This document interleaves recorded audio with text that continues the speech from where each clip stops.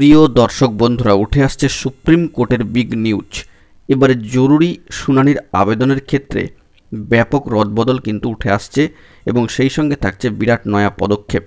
সেই সংক্রান্ত জরুরি আর্জেন্ট তথ্য উঠে আসছে। আর্জেন্ট ভিত্তিতে ভিডিওটা তাই আপনাদের জন্য ক্রিয়েট করতেই হচ্ছে। ভিডিওটিকে শেষ পর্যন্ত অতি অবশ্যই দেখবেন, চ্যানেলটিকে এখনই সাবস্ক্রাইব করে নিয়ে সঙ্গে থাকবেন।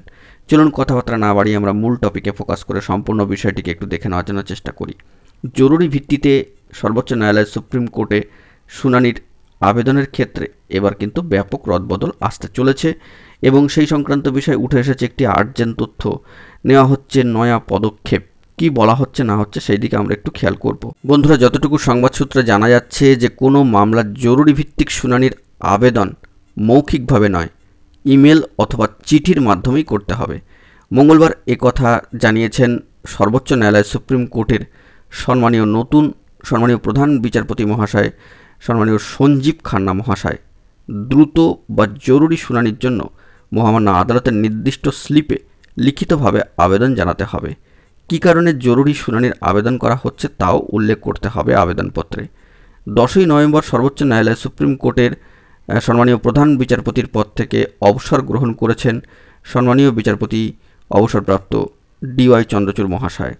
তার জায়গায় গত সোমবার সর্বোচ্চ ন্যায়ালয় সুপ্রিম কোর্টে সম্মানীয় প্রধান বিচারপতির দায়িত্ব গ্রহণ করেছেন সম্মানীয় সঞ্জীব খান্না মহাশয়।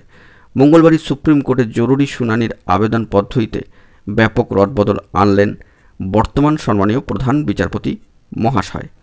এই বিষয়টি কিন্তু অবশ্যই লক্ষ্য করতে হবে।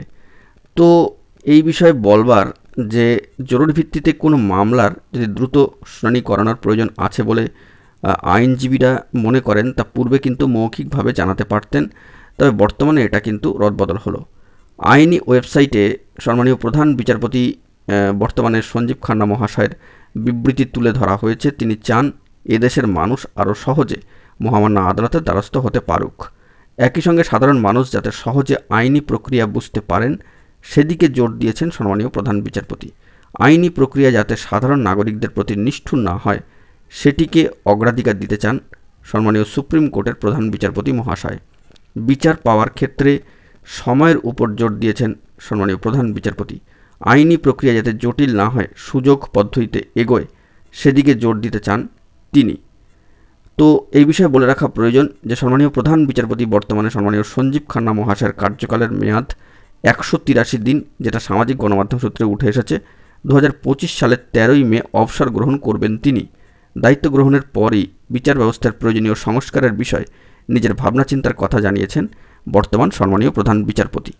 এবং সেই নিরিখে দেখতে গেলে একটি গুরুত্বপূর্ণ সংস্কারের কথা এই ইতিমধ্যে উঠে আসলো যে জরুরি ভিত্তিতে মামলার শুনানি করানোর ক্ষেত্রে আবেদন কিন্তু এবার অবশ্যই করতে হবে, যেটা এখানে উল্লেখিত হচ্ছে ইমেল অথবা চিঠির মাধ্যমে, মৌখিকভাবে কিন্তু নয়, যেমনটা খবর উঠে আসলো। তো দেখা যাক পরবর্তী ক্ষেত্রে কী খবর উঠে আসে। এখন এই পর্যন্ত গুরুত্বপূর্ণ আপডেটগুলি পাওয়ার জন্য চ্যানেলটিকে অতি অবশ্যই সাবস্ক্রাইব করে নিয়ে সঙ্গে থাকুন। ধন্যবাদ।